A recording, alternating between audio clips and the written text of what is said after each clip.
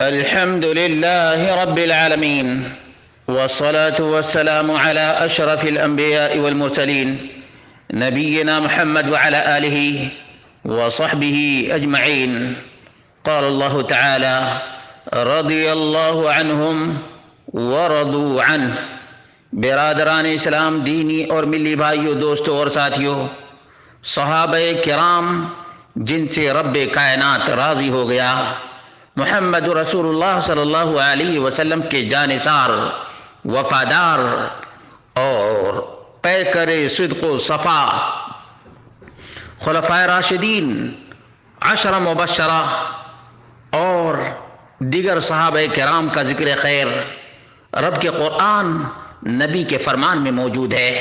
لیکن آج میرا دل چاہتا ہے کہ ابو بکر و عمر کا ذکر خیر کوفہ کے منبر سے اور خلیفۃ المسلمین حیدر کرار کی زبانی آپ کے سامنے سنی اور شیعی حوالہ جات کے ساتھ پیش کر دوں، تاکہ گم گشتہ راہوں کو ہو سکتا ہے اطمینان قلب نصیب ہو اور ابو بکر و عمر کی شان کو جان سکیں. اور اگر ابو بکر و عمر کے بارے میں غلط الفاظ روافض اور سبائی بولتے ہیں تو انہیں 80 کوڑے لگیں گے. یہ علی حیدر کرار کا بیان اور خلافت کے زمانے کا فیصلہ ہے. منبر کوفہ کا ہے، زبان علی مرتضیٰ کی ہے. ذرا آئیے اور دل تھام کر سن لیجئے.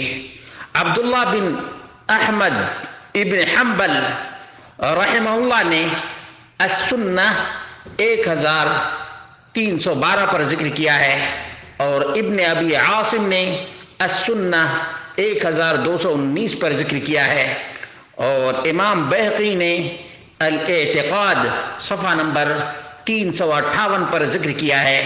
عن علی رضی اللہ عنہ قال: لا يفضلني احد على ابی بکر وعمر رضی اللہ عنہما الا جلدته حد المفتری. جو شخص بھی مجھے ابو بکر و عمر پر اعلیٰ، افضل اور برتر قرار دے گا، اسے میں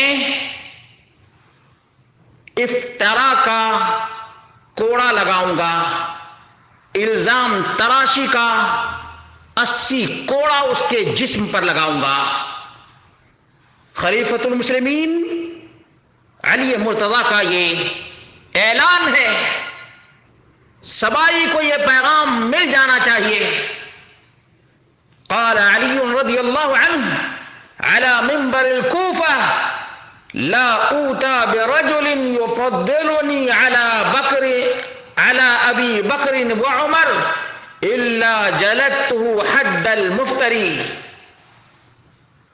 کوفہ کے منبر پر علی رضی اللہ عنہ نے کہا، جو شخص بھی مجھے ابو بکر و عمر پر فضیلت دے گا، اسے میں الزام تراشی کا کوڑا لگاؤں گا، اور وہ 80 کوڑے ہیں.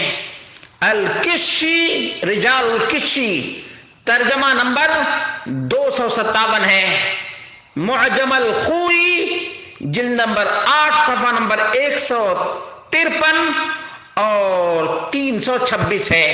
یاد رکھیں، معجم الخوئی، خوئی نے اس کو صحیح قرار دیا ہے. یقول علی رضی اللہ عنہ مرارا و تکرارا علی منبر الکوفہ. علی رضی اللہ عنہ جانتے تھے سبائیوں کو، خوارج کو اچھی طرح سے، ناصبی لوگوں کو جانتے تھے، اور یہ گڑھ تھا کہاں؟ کوفہ کے منبر پر مرارن، بار بار، تکرارن دہراتے رہتے تھے، کہا کرتے تھے: لا اوتا برجل يفضلني على ابی بکر وعمر الا جلدته حد المفتری. بحار الانوار جلد نمبر 10 صفحہ نمبر 344، بحار الانوار جلد نمبر 47 صفحہ نمبر 354، بحار الانوار جلد نمبر 49 صفحہ نمبر 192 ہے۔ مسلمانوں سمجھو کہ صحابہ کرام آپس میں کتنی محبت کیا کرتے تھے اور کس قدر لگاؤ رکھا کرتے تھے۔ جب ابو بکر صدیق رضی اللہ عنہ کی وفات ہو گئی تو ان کی بیوہ سے علی مرتضیٰ نے شادی کی اور خلیفۃ المسلمین امیر المومنین عمر بن خطاب رضی اللہ عنہ سے اپنی بیٹی ام کلثوم بنت فاطمہ بنت علی کی شادی کی۔